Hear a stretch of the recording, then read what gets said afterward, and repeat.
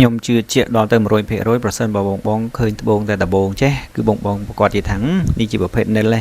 តែតាមពិតនេះគឺជាប្រភេទត្បូងតងមកពីខាងបបៃលិនណាបងប្អូនគ្នា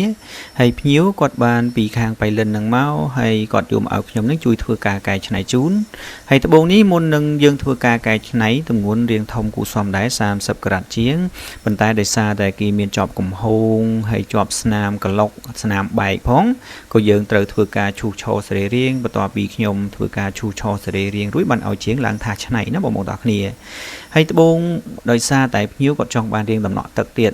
ចឹងនៅពេលដែលយើងយកមកធ្វើការឈូសឆរសរីរាង្គហ្នឹងគឺខាតអស់មួយតង់ទៀតណាបងប្អូនទាំងគ្នាហើយបន្ទាប់ពីយើងឈូសឆររួចបានយើងចាក់ពិលមើលបានបងអាចទីស្មានដឹងដែរថាជាប្រភេទត្បូងតង